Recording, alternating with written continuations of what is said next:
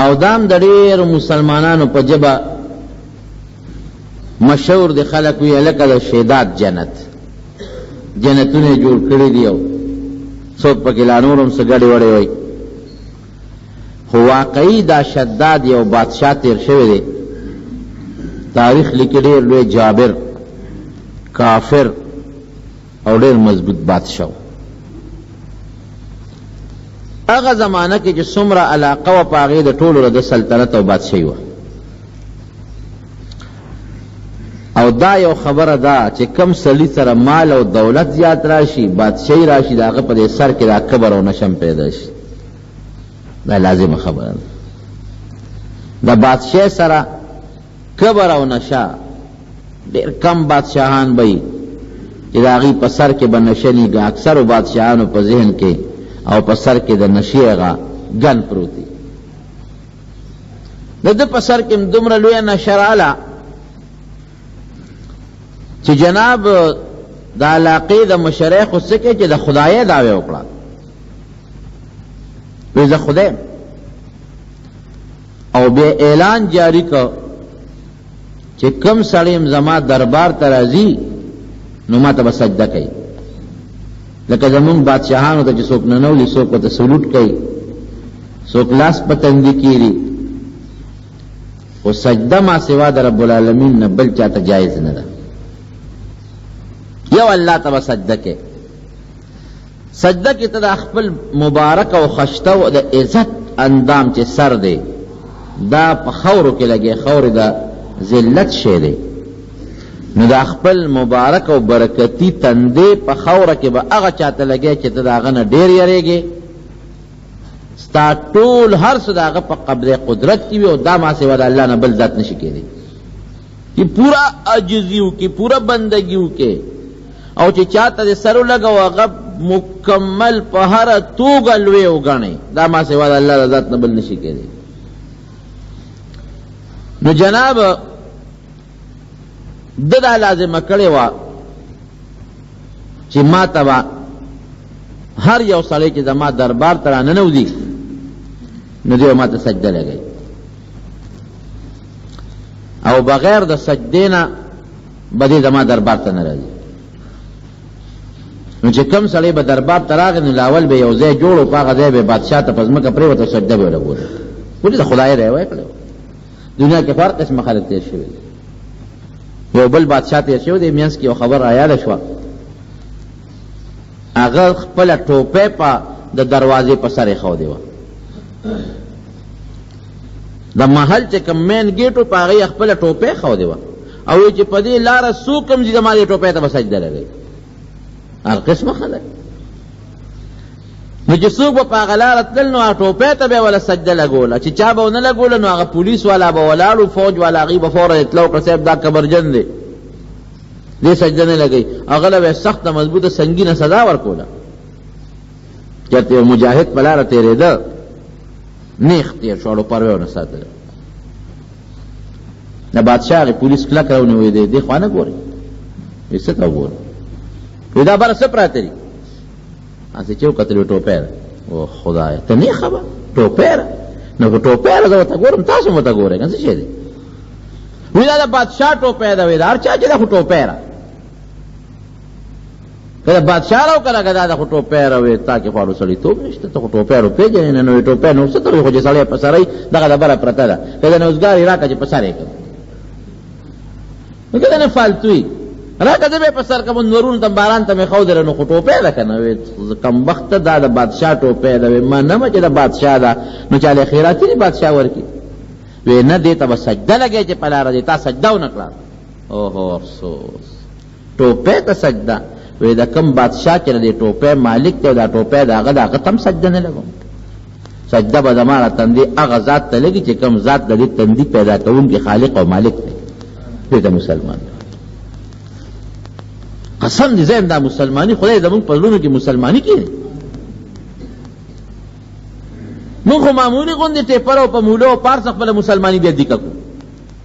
په لږ لږ څیزه اسلام او د مسلمانانو هم بیا ځان خلاص کړي.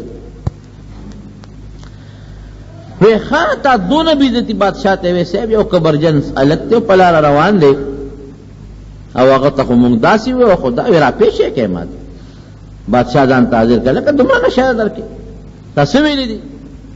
وی صاحب زه خو ستا احترام بکوم عزت به کوم زمونږ بادشاہ قدر به کوم څه حکم یې ماته ووایه چې زما په وس کې زه به پوره کوم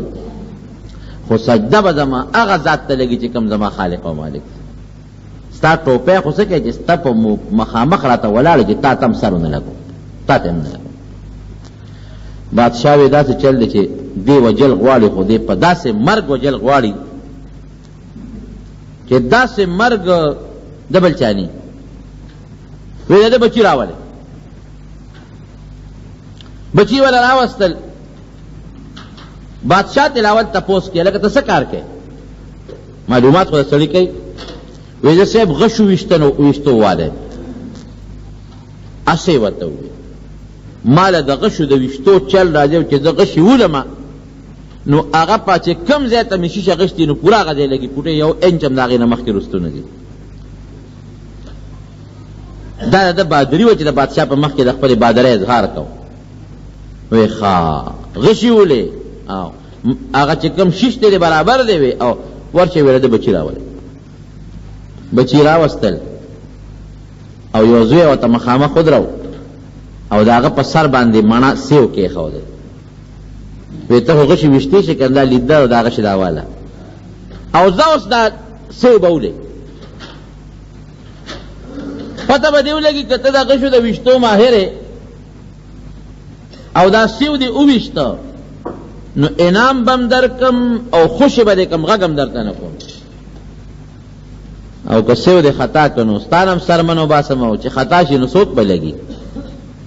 د زوی په سر یې ورته سیو ایښودی ودرېږه چې سم چل درته وښي اوس واقعي که غشي خطا کېږي خو د زوی سر به لګي یا به د زوی سترګې لګي یا به پوزه لګي یا به مخ لګي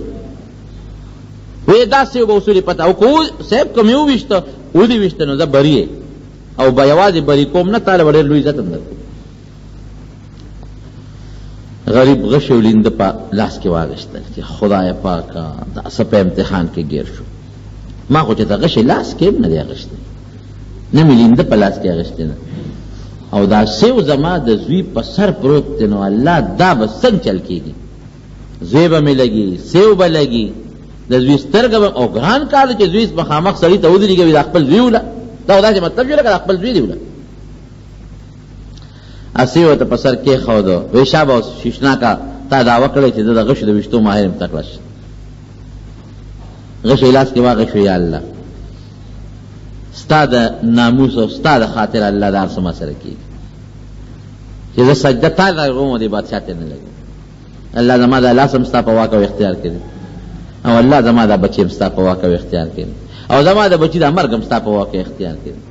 او زما د عزت او ذلت هم الله ستا په او تا ته الله پته چې چېرته غشي مې په لاس کې نه دی غشتی ای الله د دې رسوایه نه خو مې وساتي چې غشي راخ که ور پرېښوده تاریخ لیکي تاسو یقین وکړئ چې پټک اوم اقه سیو په دا منځو لګي بچی بچ شو سیو ډکرې ډکرې خواله بادشاه ځان ته رانږدې که ویې ټپو وی دا نرځوان دی دا باس ما بریم کړې بری مې کړې او زما ټوپی چې زما په دروازه پرته هر څوک چې دي سجده به ورته لګوي او ستا متعلق د اعلان دی چې ته زه هسکه غړی ګرده چې ګورې زما ټوپی خو څه کوي چې چا ته هم سجده ما سوا د الله نه ونه لګي دا د هغه بهادري نو بادشاهان هم قسمونه قسمونه تیر شوي دي شداد هم د خدایه دعوه وکړه د خدای او چې کم سړی به دربار ته راته نو دی لومبی حکم و چې سجده به ما ته لګوي او چې کم سړی به دربار نه بارو نو د خپل شکل بوتانې جوړ کړي نو یو یو بوت به خلکو له ورکو هر چا ته په کور کې د بوت پروت هغه بوت ته به ور سجدې لګولي که مریض به راغی د دغه شداد بادشاه نه به یې غوښتنه کوله چې دا راله جوړ کا که چېرته بل څه تکلیف په دنه به یې غوښتنه کوله چې ما جوړ کا بس پوره د خدای دعوه کړې او ډېر لوی زور یې ډېر لوی طاقت یې که د زړه نه څوک وکړو نو خو مجبور خلک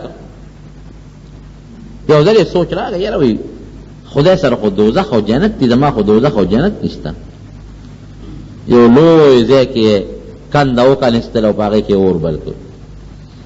او په ځنګل قوم مقرر کړ وی تاسو به روزانه دومره لرګي راوړئ په دا اور کې به ورچوئ اور باسې بلېده او چې کوم سړی به د نافرمانه چا به خبره نه منله، چا به تسجده نه لګوله، بس ابه نیو اور کې به غورځوي. خدای خدای ته وایي چې سزا په اور خلکو له ورکوي. نو چې کم سړی زما نافرماني کوي، د خدای له اور ته به غورځوي. وی جنت پم جوړول غواړي. نو حکم یو کوي د ما په سلطنت کې چې کم دی خشته خوږه ځمکه چې هر قسمه میوه زرغوني، هغه ځای ما ته وښایه.